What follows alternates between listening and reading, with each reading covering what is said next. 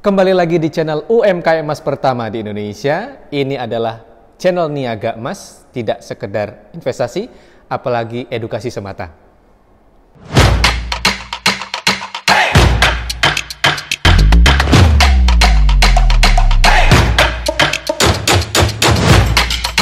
Audio Jungle.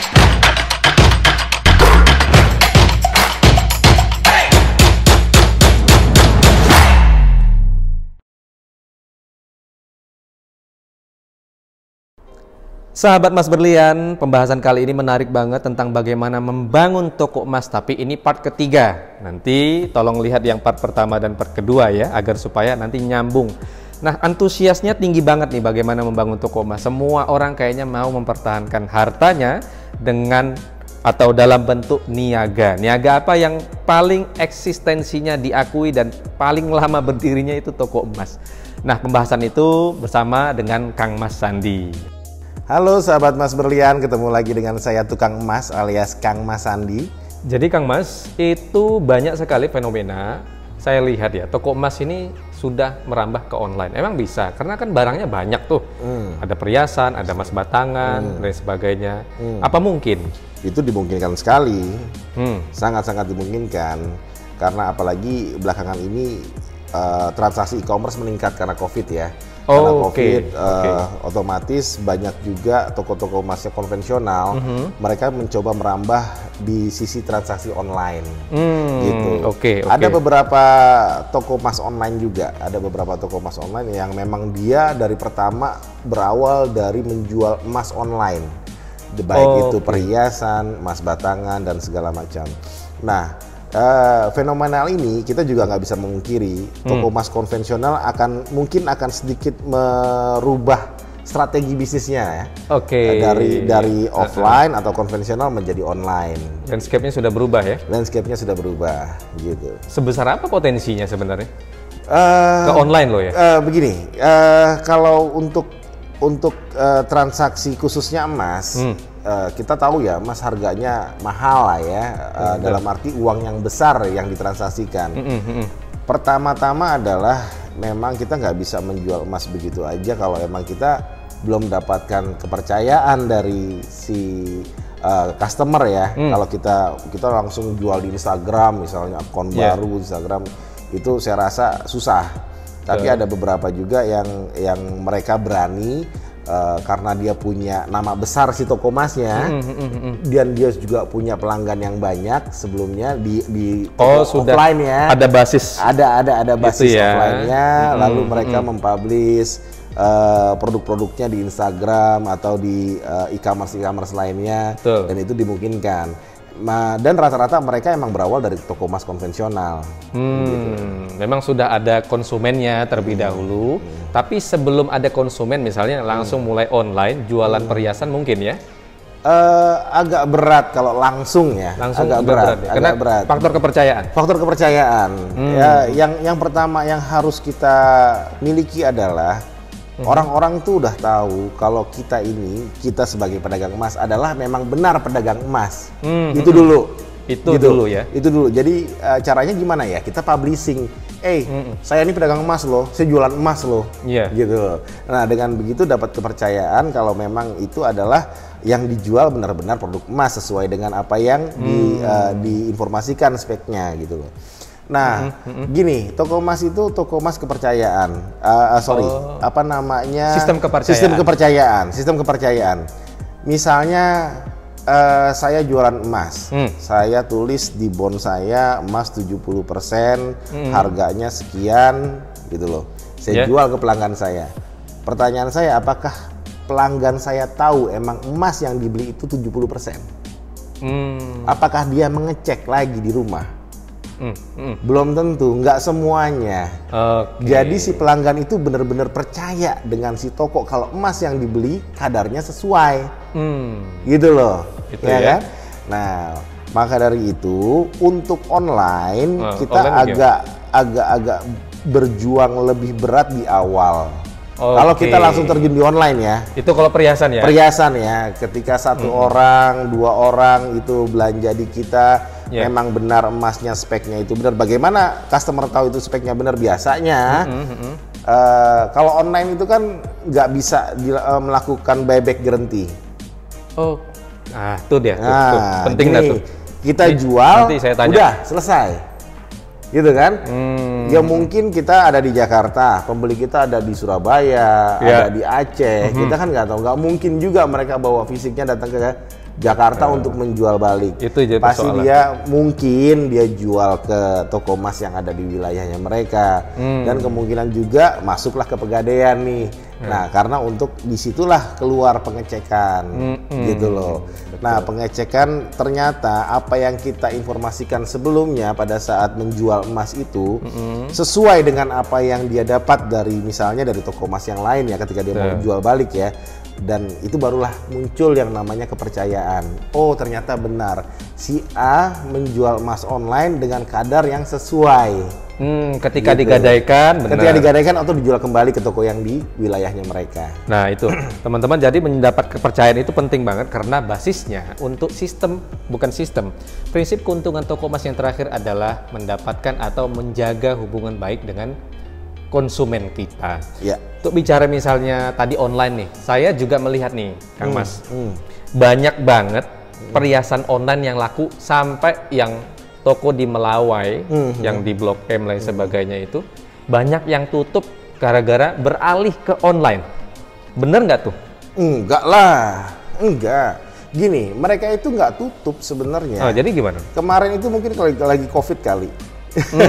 Tapi gini, eksistensi toko offline, saya bilang offline ya, dalam arti konvensional, dia punya toko, dia punya display. Tetap Ya, harus ada ya? Tetap harus ada, bukan tetap harus ada. Memang dia harus ada gitu loh.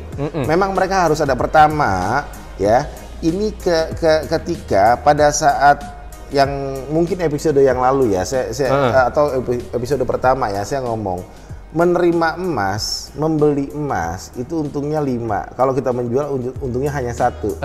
Ya kan?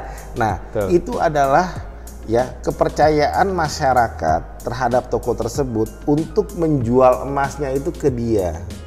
Dan itu menguntungkan buat Dan toko itu ya? menguntungkan buat toko. Nggak mungkin dia tidak menerima emas dari lainnya, dari pelanggan-pelanggannya itu. Nggak mungkin gitu loh. Mungkin juga dia jual secara online, ya kan? Tapi kita menginformasikan kalau kita itu punya toko loh di Melawai, kita punya toko di Cikini. Itu gitu ya. Dalam arti di sini mungkin orang-orang Jakarta juga yang beli. Ya, kalau ketika mau menjual kembali ada tokonya, ada yang bertanggung jawab atas emasnya dia yang dibeli gitu loh. Nah, itulah pentingnya toko toko konvensional ya. Konvensionalnya ya. Jadi jangan bangga buat teman-teman yang main di online untuk emas. Saya sudah sampaikan ke teman-teman UMKM juga. Jangan bangga hanya jual saja. Bangga itu menerima buyback. Ada yang bilang, oh Pak Leo saya sudah omset sekian nih puluhan juta di online. Tapi ingat dulu, mereka buyback ke teman-teman apa tidak? Kalau enggak buyback ke teman-teman, ya rugi teman-teman. Iya. Karena emas yang teman-teman jual ke konsumen itu adalah emasnya teman-teman. Kalau dia jual ke orang lain yang untung gitu. Nah, penting banget nih. Walaupun kita punya offline, harus juga online juga. Kenapa? Online itu percepatan ya? Ya, online itu hanya percepatan penjualan ya. Tapi kita tidak menggaranti kalau emas itu bisa balik lagi ke toko gitu, balik kalau lagi ke kita kalau online ya. Maka dari itu emang kita perlu mempublish kepada masyarakat kalau emang kita mau berbisnis emas, kita perlu mempublish, saya ini pedagang emas, saya ini toko emas istilahnya gitu. Entah dia hanya jualnya di rumah dan dia jual secara online, tapi komunitas atau pelanggan online-nya itu tahu kalau emang dia itu adalah punya toko. Gitu. Enaknya begitu ya. Jadi kalau yang punya toko itu orang mungkin aja balik ke dia lagi karena dia punya toko. Buat teman-teman yang UMKM itu jadi penyemangat deh, harus punya toko di rumah, di apa dan sebagainya. Nah, tapi kan persoalannya gini, kalau teman-teman UMKM ini kan nggak ngerti nih gimana menilai perhiasan, mana yang kadar ini. Kan sudah diajarkan kan? Di part 2 itu sudah diajarkan sebenarnya bagaimana menghitung keuntungan, bagaimana kemudian toko emas menjual perhiasannya. Sudah diajarkan. Tapi kan melihat nanti ketika buyback nih orang-orang buyback perhiasan, kan kita kan nggak terlatih nih. Bukan datang dari keluarga toko emas, belum pernah magang di toko emas. Jadi ketika orang buyback perhiasan kan bingung tuh. Nah, itu kan harus ada pembelajaran. Nah, ngomong-ngomong ini kan Kang Mas Sandi nih teman-teman mau buat seminar nih, seminar tentang bagaimana membangun toko emas dan bahkan bagaimana bergelut di perhiasan, betul nggak? Ya, Kang Mas? benar. Kapan nih? Ya insya Allah sih ya kita enak ya kalau langsung bertemu langsung, bisa interaktif, entah itu mau secara online atau offline. Iya, ya kan? menarik. Kita insya Allah akan buka seminar ya. Seminar ya. Buka seminar. Ya dalam waktu dekat lah insya Allah kita akan coba membuka seminar. Mungkin saya serahkan ke Pak Leo untuk mengatur jadwal dan mungkin dari teman-teman komunitas dari Mas Berlian ini bisa ikut berkontribusi dengan kami untuk menghadiri seminar. Insya Allah banyak manfaatnya di situ. Karena begini, saya atau kita bicara yang episode sebelumnya, saya pernah bilang kalau menerima emas atau membuyback garansi emas itu untungnya lebih besar dibanding kita hanya sebatas menjual perhiasan ya. Itu saya mungkin bicara lebih spesifik ke perhiasan. Kenapa kita bisa menerima? Itu kan kita harus punya kemampuan menilai. Ya, kalau orang bilang tuh menaksir. Ini istilah menaksir. Pegadaian pun ngomong ini petugas yang menerima emas itu adalah penaksir. Penaksir emas ya, menaksir. Nah, itu mungkin bahasa umum di dunia emas lah ya. Dunia toko emas. Nah, menaksir berapa kadarnya. Kita juga tahu bagaimana harga pasaran hari ini berapa sih, harga cucian hari ini berapa, dan kita harus tahu itu. Gitu loh. Kandungan di dalam perhiasan itu apa? Itu kadar lah ya, kadarnya. Kadar itu banyak, ada karatase, ada persentase, ada ribuan gitu kan. Ribuan. Itu apaan ribuan? Jadi gini, mungkin sahabat Mas Berlian pernah melihat ya, emas yang ada di cincin biasanya atau di gelang itu ada stempel di situ tulisan 750. Oke. Atau 700. Nah, bahkan di logam mulia di emas batangan itu 999.9. Oke. Nah, itu dalam arti bahasa ribuan. Nah, bahasa ribuan itu dipakai untuk di wilayah Eropa biasanya. Itali, produk-produk Itali itu makanya ribuan. Nah, kalau kita bicara Amerika, Amerika menggunakan karatase. Karatase itu paling tinggi 24, ya kan, turun lagi 23, 22, 21, itu sampai dengan 10 karat. Jadi teman-teman yang mau naik kelas nih, yang sudah jualan emas, ya baru mulai di UMKM doang, itu ikut deh seminarnya Kang Mas Sandi. Tapi ngomong-ngomong ini kapan nih? Kira-kira berapa lama lagi? Ya, saya sih berharap dalam waktu dekat ya, insya Allah mungkin kita bicara offline ya lebih enak karena bisa interaktif gitu, lebih bisa melihat bahasa tubuh kan lebih menarik di situ. Nah, mungkin saya setelah seminar nih, saya akan membuka kesempatan nih kepada teman-teman sahabat Mas Berlian ini mau benar-benar mengimplementasikan membuka toko misalnya kayak gitu. Real ya? Real. Nah, ini yang ada perhiasan. Nah, insya Allah saya bisa bantu di situ. Betul. Gitu. Kapan nih?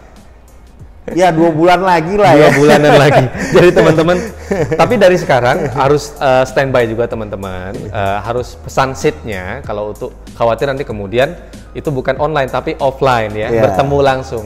Dari sekarang memang langsung ke CS kami, di bawah ini ada nomornya nanti di deskripsi. Nomornya berapa, itu hubungi mereka atau WhatsApp bisa ya, atau di call juga bisa, tapi lebih baik di WhatsApp saja, nanti akan dikasih kabar yang lebih lanjut mengenai itu.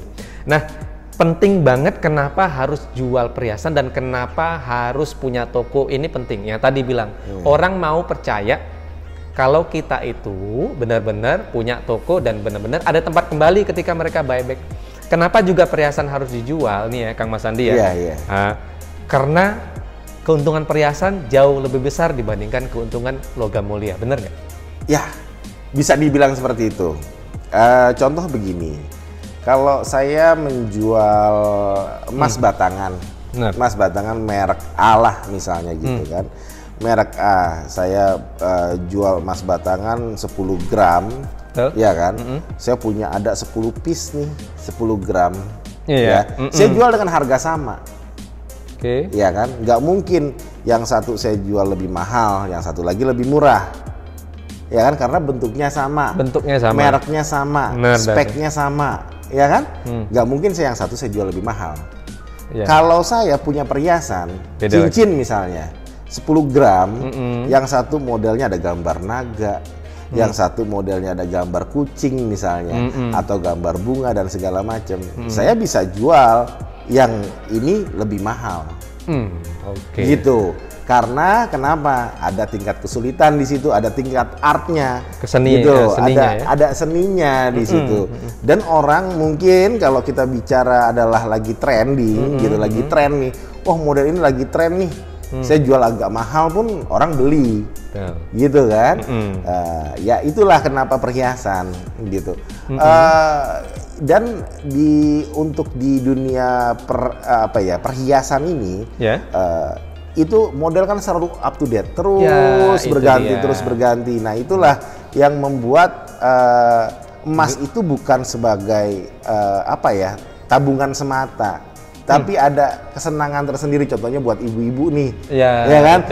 Ibu-ibu nih seneng nih, lagi model ini beli gitu loh, ya kan? Mungkin kita bapak-bapak mungkin nggak terlalu nggak terlalu memperhatikan kan model emas, tapi biasanya ibu-ibu update. Nah iya, jadi kalau perhiasan itu buat teman-teman, perhiasan itu entah ini kelemahan atau kelebihan, saya kurang ngerti, bahwa dia terguras oleh tren. Kalau trennya bukan itu, nggak laku deh. Tapi kalau logam mulia nggak begitu. Logam mulia sampai kapanpun dia laku. Tapi nggak perlu khawatir, karena tren itu selalu ada backupnya, artinya selalu ada yang yang membuat trendsetternya ya.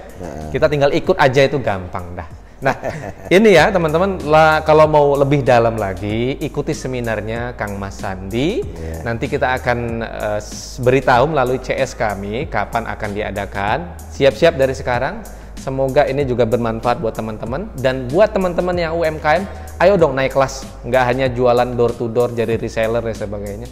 Miliki toko emas. Kenapa? Karena itu menjadi aset keluarga yang bisa diberikan turun-temurun. Dan itu semua adalah harga yang tidak bisa dibayar oleh siapapun kecuali mereka yang paham. Artinya, toko emas ini tidak tergantikan oleh apapun. Ya, dia adalah toko yang menjadi aset buat teman-teman dan tidak terguras oleh tren dan tidak kadaluarsa. Jangan lupa di-share ke teman-teman. Ini semoga bermanfaat ya. Di komen juga dong. Dan di subscribe kita agar supaya mendapatkan informasi yang lebih banyak lagi tentang toko emas. Makasih banget nih Kang Mas Sandi. Sama-sama Om Leo. Wah, ini Kang Mas Sandi sekali lagi ini akan mengadakan seminar. Teman-teman jangan lupa ikut dong. Ini enggak pernah ada seminar di Indonesia, baru kali ini ada seminar bagaimana membangun toko emas. Stay tune.